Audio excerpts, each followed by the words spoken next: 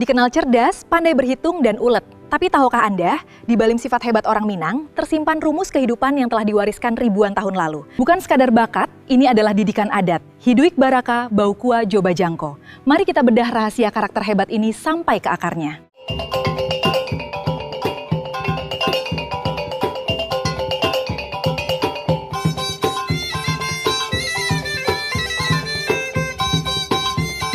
Assalamualaikum warahmatullahi wabarakatuh. Salam sejahtera dan salam budaya untuk kita semua. Keluarga besar anak nagari dan para pecinta warisan luhur, selamat datang kembali di Minang Mustika Jaya. Seringkali kita mendengar orang berkata, orang Minang itu terkenal cerdas, pandai berhitung, ulet, dan punya prinsip kuat. Namun, tahukah kita dari mana sebenarnya sifat dan karakter itu terbentuk? Apakah bawaan lahir semata atau hasil dari didikan adat yang turun-temurun? Jawabannya ada pada warisan budaya kita. Nilai-nilai Minangkabau tidak hanya berupa aturan kemasyarakatan atau tatanan adat semata, tetapi telah tertanam sangat kuat ke dalam jiwa, menjadi karakter dan menjadi cara berpikir setiap anak nagari. Semua karakter mulia ini tersimpul rapi dalam satu ungkapan agung yang menjadi pedoman hidup utama. Prinsip Hiduik Baraka, Baukua Joba Jangko, mengajarkan makna yang sangat luas dan dalam. Intinya adalah, dalam setiap langkah, tindakan, dan keputusan, manusia dituntut untuk tidak bertindak sembarangan. Tidak boleh bertindak hanya mengikuti hawa nafsu atau keinginan sesaat saja. Hidup haruslah didasari oleh pemikiran yang matang, memiliki ukuran atau patokan yang jelas, serta memiliki tujuan dan perhitungan jangka panjang. Orang Minang diajarkan sedari kecil untuk selalu mempergunakan akal budi yang dikaruniakan Allah Subhanahu wa Ta'ala sebagai pemimpin dari segala anggota tubuh. Berukur dan berjangka, artinya segala sesuatu yang akan dilakukan harus punya rencana jelas, sasaran tepat, dan perkiraan matang mengenai apa akibatnya di kemudian hari. Tidak ada satupun pekerjaan yang dilakukan tanpa dipikirkan dampaknya bagi diri, keluarga, maupun lingkungan. Lebih jauh lagi, pandangan hidup kita membedakan manusia dari makhluk lain karena memiliki 3 kekuatan besar yang jika disatukan akan menjadi kekuatan luar biasa. 1. Otak, pusat akal pikiran untuk menganalisis, merencanakan, dan membedakan baik buruk. 2. Otot, tenaga fisik dan kemampuan untuk bekerja mewujudkan apa yang telah dipikirkan. 3. Hati, pusat perasaan dan nurani yang menentukan kemana arah pikiran dan tenaga itu digunakan, untuk kebaikan atau keburukan. Sebenarnya, apa yang di zaman modern ini kita sebut sebagai peningkatan sumber daya manusia, tidak lain adalah upaya menyelaraskan sinergi ketiga kekuatan ini. Ketika akal bekerja baik, tenaga digunakan sekuat hati, dan hati menjaga kebenaran, maka hidup menjadi seimbang, bermanfaat, dan bermartabat. Dengan mempergunakan akal pikiran, orang Minang diajarkan untuk selalu berpikir jauh ke depan, tidak mudah terlena, dan selalu waspada. Hal ini tertuang dalam serangkaian petuah bijak yang mengajarkan kita melihat 2 sisi dari setiap keadaan. Dalam mulu ahya membayang. Dalam awal, akhir sudah terbayang. Artinya, baru akan memulai sesuatu, kita sudah harus tahu bagaimana akhirnya. Jangan berbuat jika tidak tahu ujung pangkalnya. Dalam bayak kanalah buruk. Dalam keadaan baik, ingatlah keadaan buruk. Artinya, jangan sombong saat di puncak kejayaan. Roda kehidupan berputar. Saat sedang enak dan bahagia, tetaplah bersiap diri menghadapi kemungkinan susah. Dalam galak tangieh kok tibuh. Dalam tawa dan kegembiraan, tangisan bisa datang menghadang. Artinya, jangan terlalu larut dalam kesenangan hingga lupa diri. Musibah bisa datang tiba-tiba. Sikap tenang dan rendah hati harus tetap dijaga. Hati gadang hutang kok tibuh. Saat hati sedang riang berlebihan, waspadalah timbul kerugian. Artinya, saat gembira atau merasa berkuasa, kita sering menjadi ceroboh dan boros. Akibatnya, muncul beban atau kerugian yang membebani hidup. Tingkatan berpikir orang Minang ini sangat tinggi, di mana segala kemungkinan sudah diperkirakan jauh hari sebelumnya. Seperti ungkapan ini, alun rabahlah ka ujung. Belum runtuh, sudah tahu akhirnya. Alun pailah babalik. Belum pergi, sudah tahu cara kembali. Alun dibalilah bajua. Belum beli, sudah pikir cara jualnya. Alun dimakanlah taraso. Belum dinikmati, sudah terasa nikmat atau pahitnya. Ini bukan sekadar cerdik, tapi kecerdasan untuk menjaga diri agar tidak pernah lengah dalam menjalani hidup. Karakter lain yang sangat menonjol adalah ketelitian dan kehati-hatian dalam bekerja. Orang Minang tidak pernah asal jadi. Segala sesuatu harus dipikirkan sematang-matangnya, direncanakan secermat-cermatnya sebelum dieksekusi. Pepatah adat mengingatkan, dihawai sahabih raso, diteliti sampai habis rasanya. Dikaruak sahabih gawang, dilihat sampai ke dasar lubangnya. Artinya, sebelum bertindak, selidiki, periksa, dan pelajari sampai benar-benar paham dan yakin. Rencana harus mantap, rinci, dan utuh. Selain teliti, adat juga mengatur urutan dan prioritas. Jangan melompati tahapan, karena hasilnya akan berantakan. Mengaji dari alif. Mengaji harus mulai dari huruf alif. Babilang dari aso. Berhitung mulai dari angka 1. Setiap ilmu, pekerjaan, atau usaha harus dimulai dari dasar, berproses, dan berurutan. Tidak ada hasil besar yang didapatkan secara instan.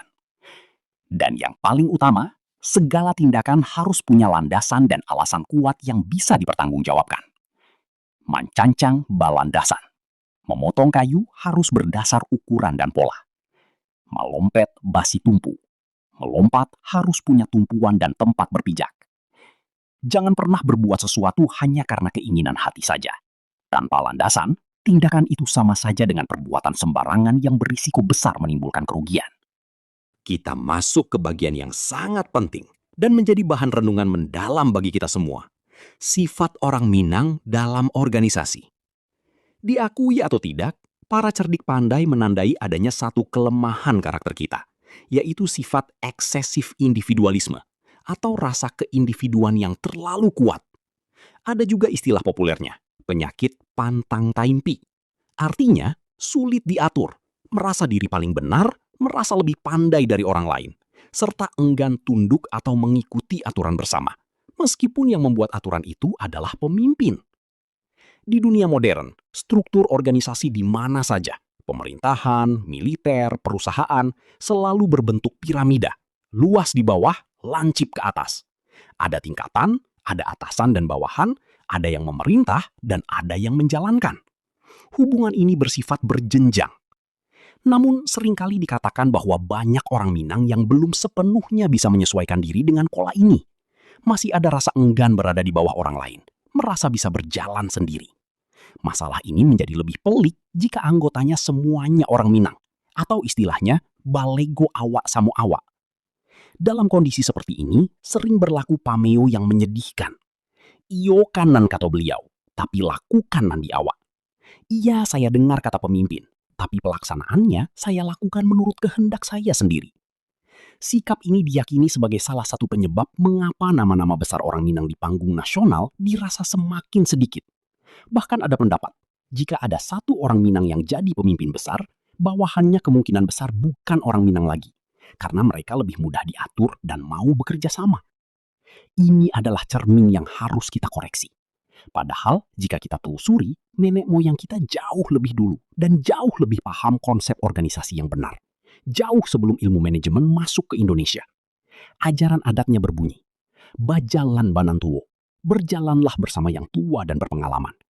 Balaye banahodo, berlayar harus ada nahkoda yang memimpin arah. Bakata banan pandai, berkatalah berlandaskan ilmu orang yang pandai. Pepatah ini mengingatkan, kita butuh pemimpin, kita butuh aturan, kita harus menghargai pengalaman orang lain. Manusia tidak bisa berjalan sendiri-sendiri jika ingin tujuan besar tercapai. Inilah inti organisasi modern, dan ternyata adat kita sudah mengajarkannya ribuan tahun lalu. Mari kita renungkan. Namun, di balik segala tantangan itu, karakter positif orang Minang yang paling menonjol adalah semangat memiliki cita-cita. Masih ada dua kelompok besar di masyarakat kita. Satu, mereka yang belum tahu apa yang ingin dicapai dalam hidupnya. Dua, mereka yang punya cita-cita tinggi, tapi tidak tahu caranya mencapainya. Nah, nenek moyang kita ribuan tahun yang lalu sudah sangat jelas merumuskan apa cita-cita mulia itu. Dan lebih hebatnya lagi, sudah merumuskan bagaimana cara mencapainya. Rumus emas ini menjadi pedoman hidup jutaan anak nagari. Nak kayo, kue mencari. Ingin kaya? Kuncinya bekerja keraslah, rajinlah berusaha. Nak tuah, batabur urai. Ingin beruntung dan berkah? Kuncinya jadilah dermawan, suka berbagi dengan sesama. Nak mulie, tapeki janji.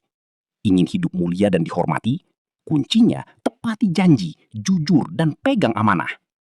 Nak namu, tinggalkan jaso. Ingin nama baik harum sampai mati? Kuncinya tinggalkan jasa, berbuat kebaikan bagi orang banyak. Nak pandai, kue baraja. Ingin pintar dan bijaksana? Kuncinya tekunlah belajar, jangan berhenti menuntut ilmu. Sangat nyata dan sederhana. Tidak ada keberhasilan jatuh dari langit. Segala sesuatu ada caranya. Dan cara itu sudah diajarkan leluhur kita. Terakhir, kita bahas tentang kecerdasan sosial dan kebijaksanaan manajemen dalam adat. Kunci agar diterima dan disayangi masyarakat adalah kemampuan empati. Di zaman modern ini disebut ilmu menempatkan diri pada posisi orang lain. Adat Minang mengajarkan hal ini dengan sangat tepat. Elok de awak, katuju de urang. Sesuatu itu boleh saja menurut kita sudah baik dan benar. Namun yang terpenting, pastikanlah hal itu juga disukai dan dianggap baik oleh orang lain. Ingatlah pepatah, kepala sama hitam, tapi isi pikiran berbeda-beda.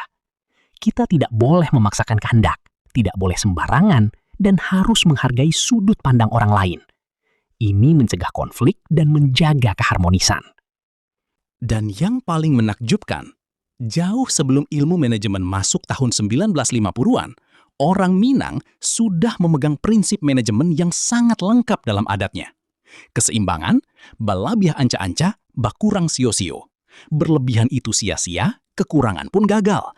Harus pas dan tepat. Perencanaan, diagak mangko diagih, dibaliak mangko dibalah. Dihitung dan dipertimbangkan dahulu segala sisi baik buruknya, baru diputuskan. Batas kemampuan, bayang-bayang sepanjang badan. Jangan memikul beban melebihi kekuatan diri sendiri. Konsistensi, nan babariah nan dipahek, nan ba ukuan nan dikabuang. Apa yang sudah disepakati dan diukur, itulah yang dikerjakan, tidak berubah-ubah. Jalan hidup, jalan nan lurus nan ditampuah, labuh pasah nan diturut. Ambil jalan yang lurus, benar, dan adil. Ikuti aturan yang sudah lazim disepakati. Penyelesaian masalah, digariah makanan pahat, diayak lepahkan tubuh. Bekerja sesuai batas, selesaikan masalah di akarnya dengan cara damai. Kebenaran, tantang sakit laket ubet, lurus menantang baria adat. Obati yang sakit, luruskan yang bengkok, kembalikan segala urusan pada garis adat yang benar. Dari rangkaian petuah panjang ini, sangat jelas terlihat karakter orang Minang dibentuk oleh pemikiran yang dalam, ketelitian tinggi, perhitungan cermat, dan moral yang kuat. Hidup barakah, bauku wajuba jangku. Hidup berpikir, berukur, dan berjangka. Inilah kekayaan batin yang menjadikan orang Minang dikenal di mana saja sebagai orang yang cerdas, teliti, perhitungan, dan memiliki prinsip hidup yang teguh. Semoga kita senantiasa bisa memahami, merenungkan, dan mengamalkan nilai-nilai luhur ini dalam setiap langkah kehidupan kita. Demikianlah pembahasan mendalam mengenai sifat dan karakter pribadi orang Minang, warisan leluhur yang sangat berharga. Semoga video ini bermanfaat, menambah wawasan, dan menjadi bahan koreksi diri kita bersama.